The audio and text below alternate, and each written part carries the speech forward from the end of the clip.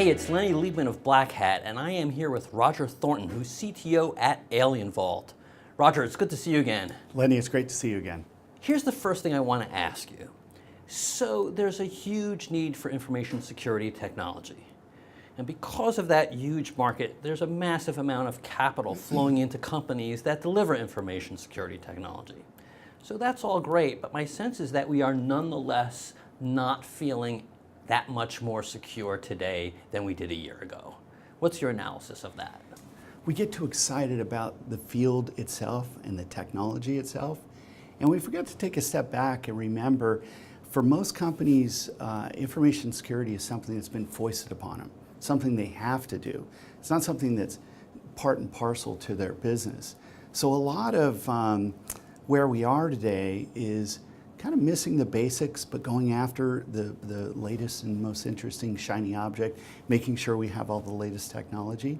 And I think because of that, we end up spending a lot of money on information security technology.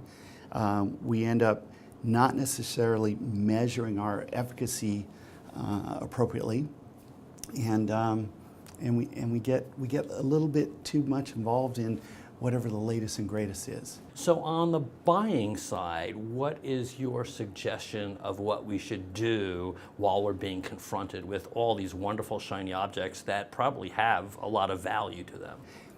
There's a whole bunch of information security, and let's call it just the basics, that it's not all that exciting, it's not talked about all that much, it's not going to be all the flashy brand new products, but it's the simple act of making sure you're on the latest patches and releases of systems. Making sure that access control is done right, making sure that passwords are really managed right, and making sure that your end users are aware of threats. I think if you're not good at the basics, you'd almost be better off not worrying about any of the esoteric stuff, because you're going to get compromised, and you're going to get compromised by really basic stuff. So focus on the basics. And then I think the next big picture thing you got to do is, depending on what industry you're in, there's a set of strategic imperatives about how you build systems, how you work with vendors, how you work with your customer base, that are going to change if you're in the aerospace industry, if you're in the power generation and control, if you're in banking. Some of these industries are very sophisticated about security, and frankly, they are the ones that are driving the latest innovations, both on the side of the attackers and therefore on the industry. But a lot of other industries, take for example, anybody who's building embedded systems and IoT systems, there's a lot of real basic stuff that they need to do that's above and beyond the basics that everyone needs to do. And it shouldn't be information security exclusively. A lot of it's going to touch the way that you build and buy things. And if it's not, then you're probably not doing enough. And then last, so you got the basics, you got the strategy that's appropriate for your industry. If you're good at both of those, then there is all of the exotic latest technologies and latest techniques to deal with the most advanced threats.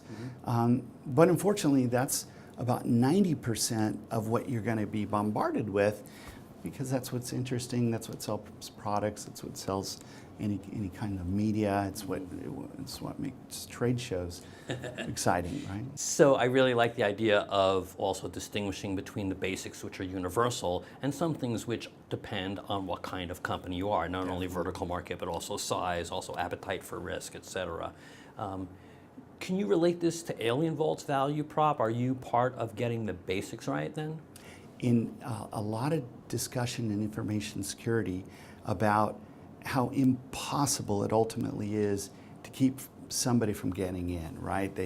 You're going to slip up on one of those aforementioned basics, somebody's going to get conned into a spear phishing email, and they're going to get in. And that's true.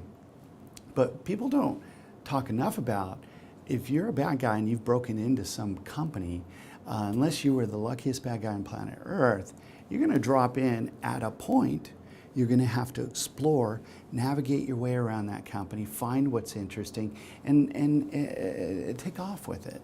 And those behaviors aren't going to look like the behaviors of people sitting doing banking or designing cars or whatever your primary business is. So AlienVault's in the business of collecting the data, analyzing the behaviors of what's going on in your computers and your networks, so that we can tell if anybody's up to malicious no good. You also, when you do that, you learn a lot about yourself too. You see things that you're doing that may expose yourself to threats. So knowing what's going on, being able to detect maliciousness, I'd consider that definitely part of the basics. Surprising number of companies don't do that. AlienVault really made this possible for not really Soho and home, but the bulk, what we call small to medium enterprise. And I really hope that we can get to the point where every network, every IoT network, every home network has that same kind of detective capability. Yeah, so that's definitely a basic, is to know when you're being breached as soon as possible, so you can take countermeasures as soon as possible, because it does take the bad guy some amount of time from the point of breach to he's actually been successful about something.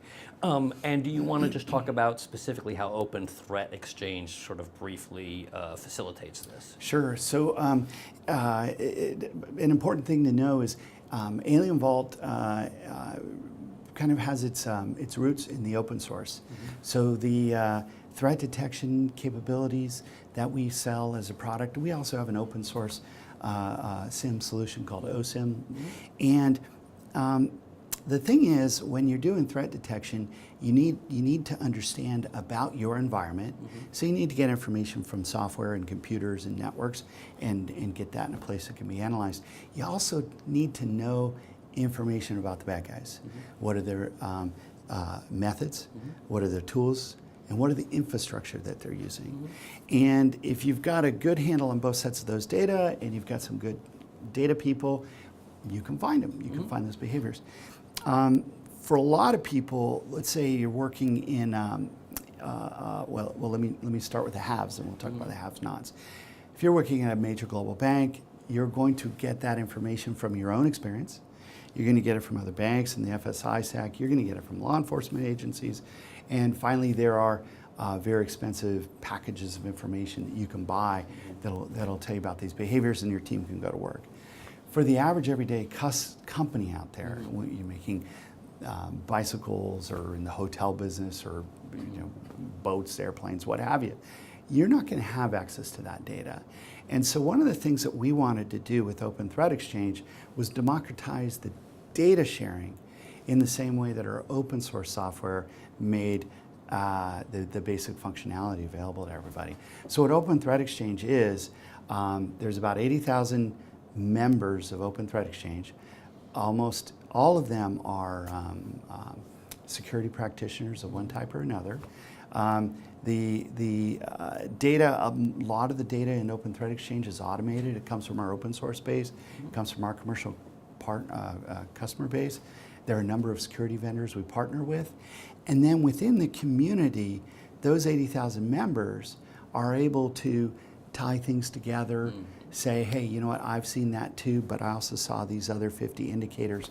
And we've got a bundling we call a pulse. A pulse in OTX is a collection of indicators. They tie back to threat actors.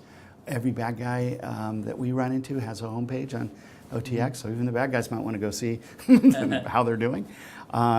The key, though, is opening up that data to as many practitioners as possible, so that the time in between the identification of some bit of knowledge about the bad guys and what they're doing, and the time between all of us knowing goes down as fast as possible. Yeah, so you're really democratizing threat intelligence.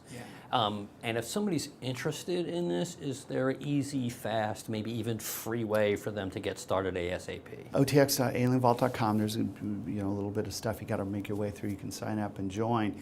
And even an old management guy like me, when I find stuff, my computer's acting bizarrely, I can go on there and search for domain names or content of a spamming email or what have you. But one of the things we've added to Open Threat Exchange is the ability to pull down a OS Query-based agent. And OS Query is an open source tool created by Facebook, very robust and powerful and high performance, has been well proven.